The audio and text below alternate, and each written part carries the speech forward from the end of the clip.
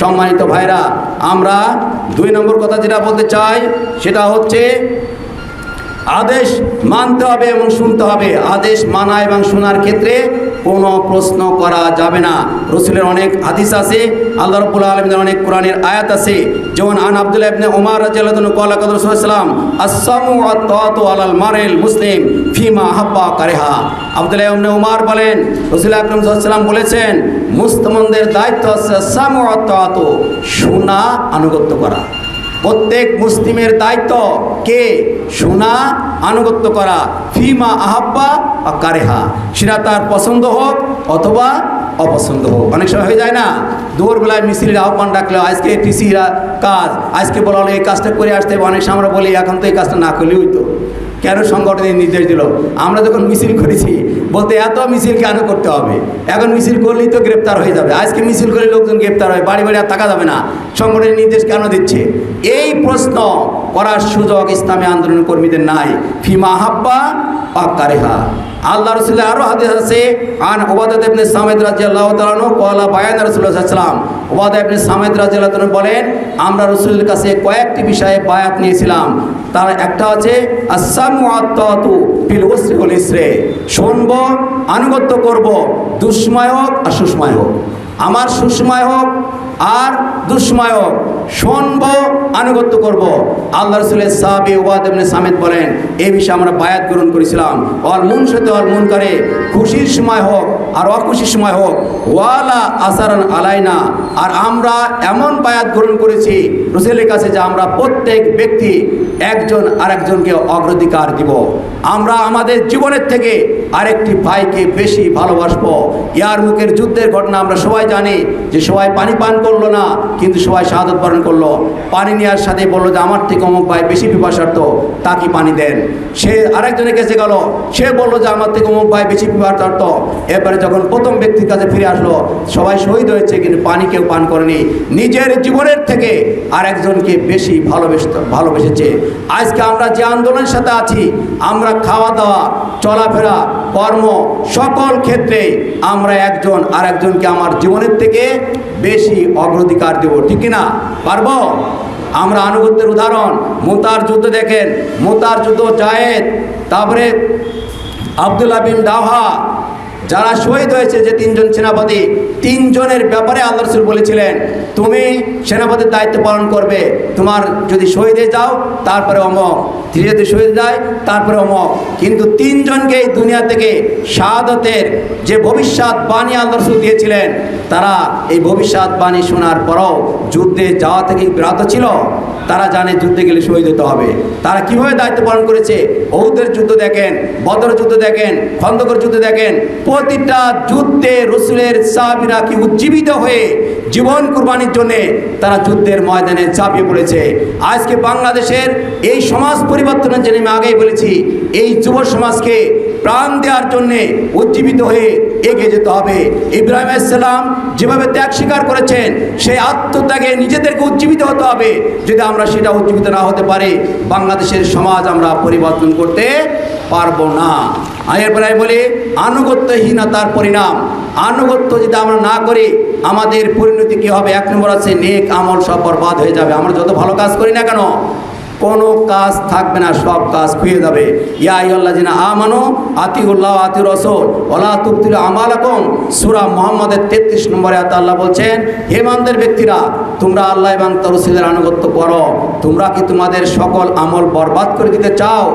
আনুগত্যহীনতার পরিণতি হচ্ছে আমরা যত ভালো কাজ করেছি একটাও থাকবে না, সব পুড়িয়ে ছারখার হয়ে যাবে। এটা আমাদের মনে রাখতে হবে। আনুগত্যহীনতার পরিণতি হচ্ছে সব পুড়ে ছারখার হয়ে যাবে। এখানে আর রাসূলের অনেক হাদিস আছে। আল্লাহ রাসূল বলছেন, আন আবি হুরায়রা রাদিয়াল্লাহু তাআলা আনহু ক্বালা ক্বালা রাসূলুল্লাহ সাল্লাল্লাহু আলাইহি ওয়াসাল্লাম, ইয়াকুলু মান খারাজা মিনাত তাআত ফারাকাল জামাত ফামাতা মাতাতান জাহিলাতান। যে ব্যক্তি ইসলামী জামাত থেকে এক বিঘা দূরে চলে গেল, ইসলামী জামাত থেকে দূরে চলে গেল, তারপরে তার মৃত্যু হলো, তার মৃত্যু হচ্ছে জাহিলি অবস্থার মৃত্যু। আনা আমরকুম বিখামসিন আল্লাহ আমারানি বিহিন্না আল জামাত, অসমে, অত্তাআত, আল হিজরাত আল জিহাদ ফি সাবিলিল্লাহ ফাইন্নাহু মান খারাজা মিনাল জামাত কিদা শিবরান ফাকাদ খলা রিবকাতাল ইসলাম মিন উনুকিহি ইল্লা ইরজা আমান দা বি দাওয়াত জাহিলিয়াতিন ফাওয়া মিন জুসা জাহান্নাম ক্বালু ইয়া রাসূলুল্লাহ ইনসামা সাল্লাহ ক্বালা ইনসামা সাল্লাহ জামা আন্নাহু মুসলিম। রিসিভ করে বলেন যে কোনো কথা বলছি, এত মোবাইল আসলে কথা বলা যায় না, মোবাইল আসতেই থাকে, মানুষ বলেন। আল্লাহ রসুল বলছেন যে আমি 5টি কাজের জন্য পৃথিবীতে আদিষ্ট হয়েছি। তার 1 নম্বর কি? আল জামাত, সুসংগঠিত জীবন। এই হাদিসটা মুখস্থ আছে তো? কার কার মুখস্থ আছে দেখি? সত্যের সাক্ষ্য বইতে আছে, বিভিন্ন জায়গায় আছে, হাদিস শরীফ বইতে আছে, হাদিসে করছে। কার কার মুখস্থ আছে? হাদিস করেন। সংগঠন জামাত সম্পর্কে হাদিসটা মুখস্থ করা অতীব জরুরি, বুঝতে পারছেন? আল্লাহ রসুল বলছেন আমি 5টি কাজের জন্য পৃথিবীতে আদিষ্ট হয়েছি। তার 1 নম্বর আছে আল জামাত। 2 নম্বর কি? আসামে, জামাতের কথা শোনা। 3 নম্বর কি? ইতাআত, শোনা এবং আনুগত্য করা। 4 নম্বর কি? হিজরাত করা, আমার ব্যক্তি সমাজ জীবন থেকে ইসলাম বিরোধী যে কর্মকাণ্ড আছে সেগুলো ত্যাগ করা। 5 নম্বর হচ্ছে আল্লাহর পথে সংগ্রাম করা, জিহাদ করা। আল্লাহ রসুল বলছেন কোনো ব্যক্তি যদি এই সংগঠন থেকে 1 বিঘা পরিমাণ সরে চলে যায়, সেজন্য ইসলামকে তার গর্দান থেকে ছিনিয়ে নিয়ে গেল, জামাত থেকে দূরে গেল, ইসলামকে তার গর্দান থেকে ছিনিয়ে নিয়ে গেল। কেউ যদি আবার ফিরে আসে তাহলে তার গুনাহ মাফ হবে।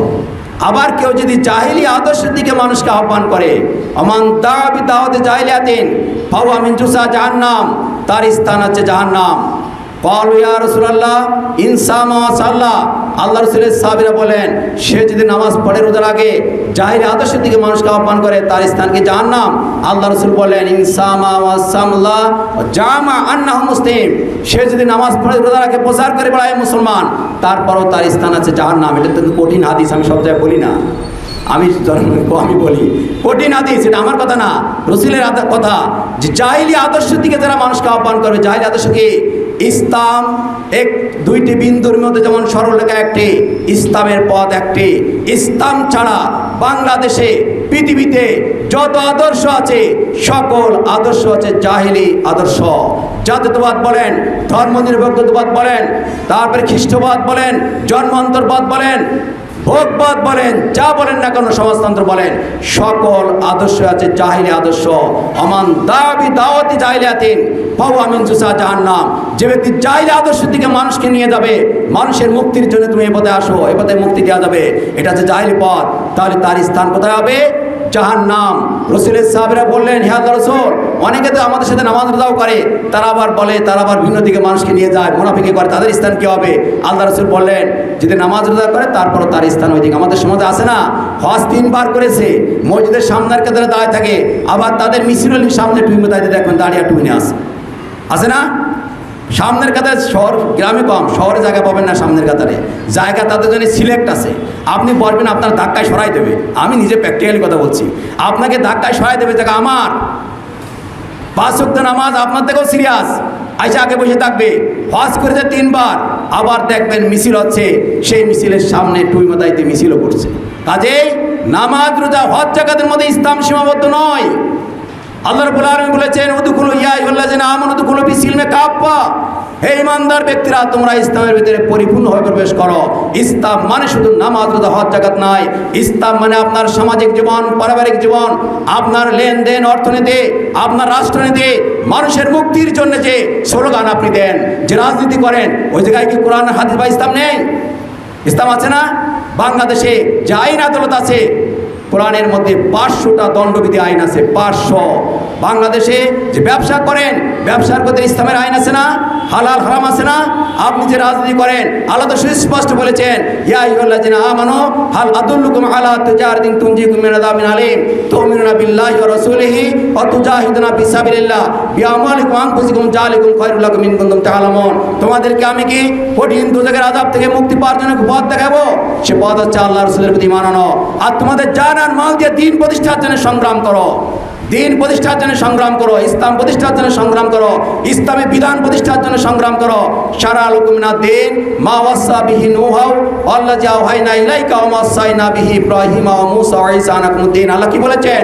সূরা সূরার মধ্যে 13 নম্বর আয়াতে বলেছেন তোমাদের জন্য দিনকে নির্ধারিত করে দেওয়া হলো, যেভাবে সারা রকম নূহ আলাইহিস সালাম এই দাওয়াত দিয়েছিলেন, হে নবী তোমাকে সেই দাওয়াতই দেওয়া হচ্ছে। আর যে কাজটি করেছিলেন ইব্রাহিম, ঈসা এবং মুসা, সেটাকে আনাকিমুদ্দিন, এই দিন ইসলাম জীবন ব্যবস্থাকে তোমরা প্রতিষ্ঠিত করো, সমাজে কায়েম করো। ওলা তাতাবারাকুফি, কাজে ইসলাম শুধু নামাজ রোজা হজ জাকাতের মধ্যে সীমাবদ্ধ নয়, ইসলাম কমপ্লিট একটি জীবন ব্যবস্থা। কাজে ইসলামে অর্থনীতি আছে, সমাজনীতি আছে, রাজনীতি আছে। আমরা যদি সমাজ, রাজনীতি, অর্থনীতি বাদ দিয়ে খণ্ডিত কিছু ইসলাম নিয়ে কাজ করি তাহলে কি হবে? আমরা কি বলবো?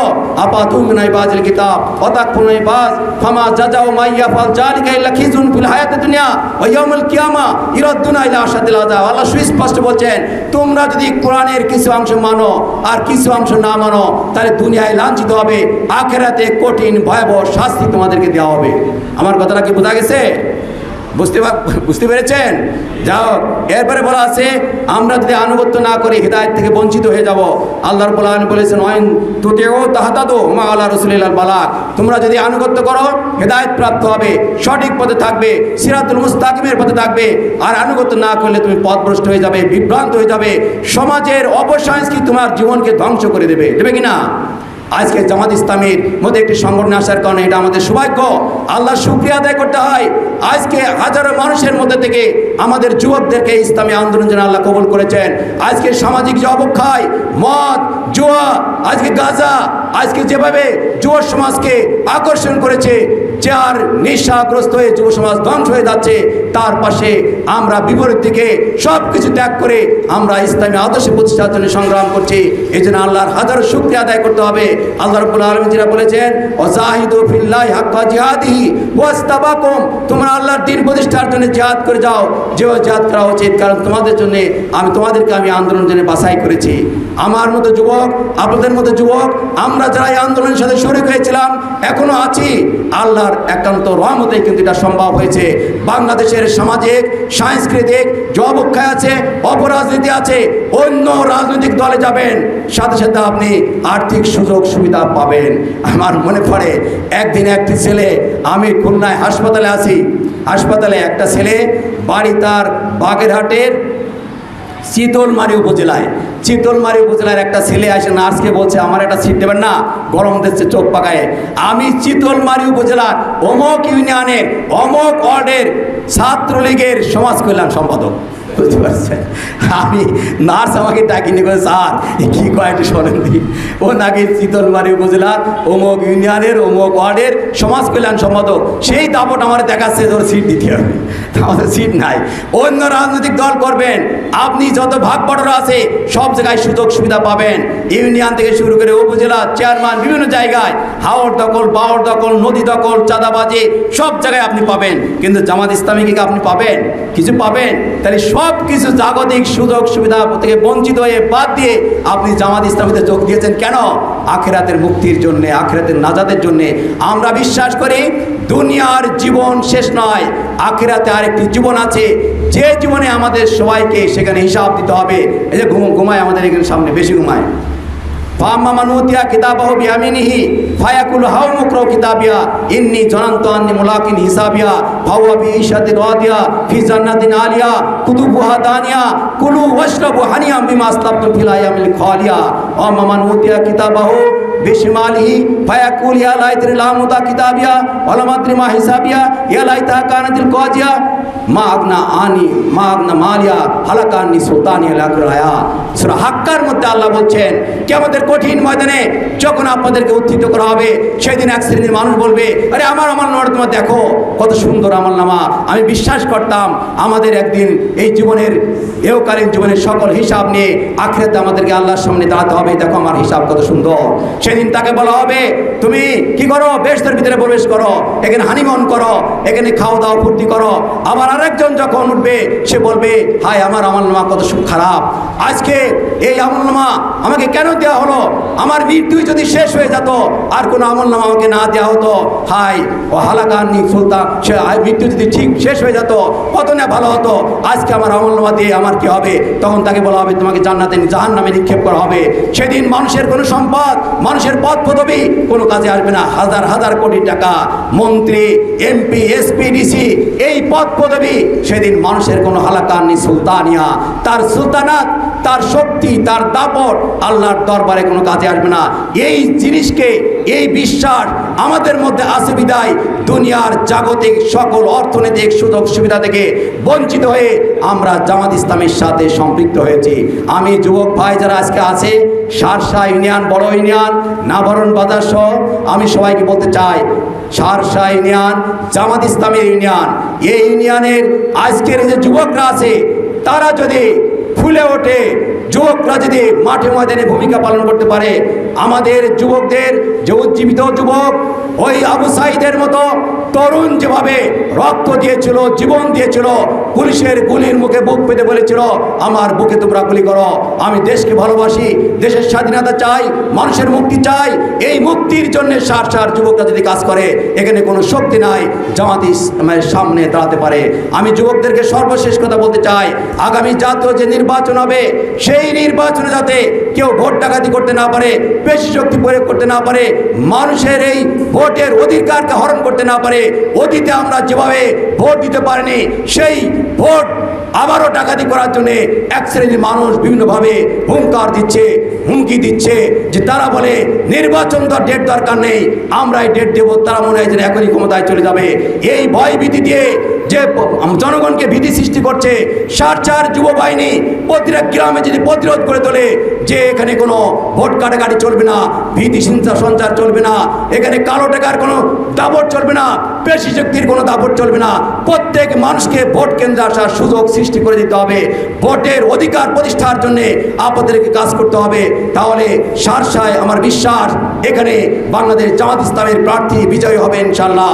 কারণ এদেশের মানুষ চায় দুর্নীতিমুক্ত শাসন, সন্ত্রাস চাঁদাবাজ মুক্ত শাসন, হাওড় বাওড় দখল করুক মানুষ, কোনো রাজনৈতিক দল এটা চায় না। একটি রাজনৈতিক দল 16 বছর ধরে খেয়ে গেছে, আবার যদি আরেকটি ফ্যাসিবাদী শক্তি এমনভাবে বাওড় দখল, হাওড় দখল, চাঁদাবাজি, হত্যা, রাজধানী, দুর্নীতির মাধ্যমে আবার দেশের ক্ষমতা দখল করে, তাহলে বৈষম্য বিরোধী ছাত্ররা যে জীবন দিল এই জীবন দেওয়ার সম্পূর্ণ ব্যর্থ হয়ে যাবে। তাদের সার্থকতা যদি আমরা বৈষম্যহীন রাষ্ট্র প্রতিষ্ঠা করতে পারি, দুর্নীতিমুক্ত রাষ্ট্র প্রতিষ্ঠা করতে পারি, একটি মানবিক বাংলাদেশ করতে পারি, যে বাংলাদেশে মানুষ সুশাসন প্রতিষ্ঠা হবে, মানুষ নিরাপদে নির্বিঘ্নে তাদের সকল দায়িত্ব পালন করতে হবে, সেই পরিবেশ সৃষ্টির দায়িত্ব আছে সার এই যুব বিভাগের, যুব সমাজের, যুবক কর্মীদের। আপনারা পারবেন এটা করতে? ওই দাঁড়ায় দেখেন পারে কিনা? আপনারা পারবেন ইনশাল্লাহ। আসুন, ঠিক আছে, আমরা আগামী দিনে সেই পরিবেশ, সেই নির্বাচনে কাঙ্ক্ষিত জাতি যে ভূমিকা পালন করার জন্য আমাদের কাছে আশাবাদী, আমরা সেই ধরনের ভূমিকা পালন করব ইনশাল্লাহ। কোনো শক্তিকে আমরা ভয় পাব না, একমাত্র আল্লাহ ছাড়া। সংগঠনের সকল নির্দেশ নির্দ্বিধায় বাস্তবায়ন করব। যদি আবু সাইদের মতো জীবন দিতে হয় আমরা দেশ এবং জাতির জন্য জীবন দেবো ইনশাআল্লাহ। আপনাদের সবাইকে ধন্যবাদ, মোবারকবাদ জানিয়ে আমার বক্তব্য শেষ করছি। জেলা জামাতের পক্ষ থেকে আপনাদেরকে আবারও শুভেচ্ছা, আপনাদের প্রতি আবারও কৃতজ্ঞতা, আপনাদেরকে ঈদুল আজহার শুভেচ্ছা জানিয়ে শেষ করি। আল্লাহ হাফেজ। বাংলাদেশ জামাত ইসলামী জিন্দাবাদ। শার্শা ইউনিয়নের যুব বিভাগ জিন্দাবাদ।